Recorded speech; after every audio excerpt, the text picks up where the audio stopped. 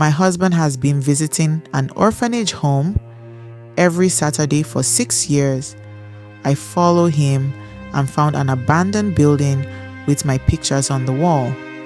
It started 2 months after our wedding. My husband, Augustine, told me he had made a vow to God to serve the motherless.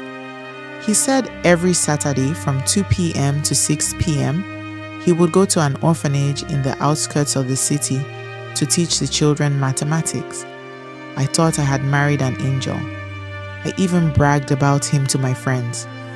Augustine is a saint I would say. He dedicates his weekends to the poor.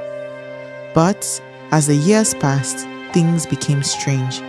He never allowed me to go with him. Anytime I suggested we go together to donate clothes or food, he would get angry. "It is my personal covenant with God," he would shout. "Don't interfere with my blessings." I let it go, but the doubt started growing like a weed in my heart. Why was he so secretive? Why did he always come back smelling of burnt candles and old earth instead of sweat and chalk? Last Saturday, I couldn't take it anymore. Augustine left the house at exactly 1:30 p.m. wearing his usual white trad. As soon as his car turned the corner, I called an Uber and told the driver to follow him from a distance. We drove for over an hour, passing the busy market, passing the city center, until the road became rough and dusty. We ended up in an area I didn't even know existed. Bush surrounded everywhere. Augustine parked his car in front of a building that looked like it had been burnt down years ago. There was no roof in some parts. The windows were broken.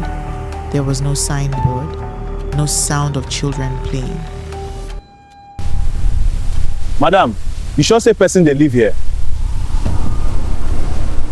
The Uber driver asked, looking scared. I paid him and told him to wait.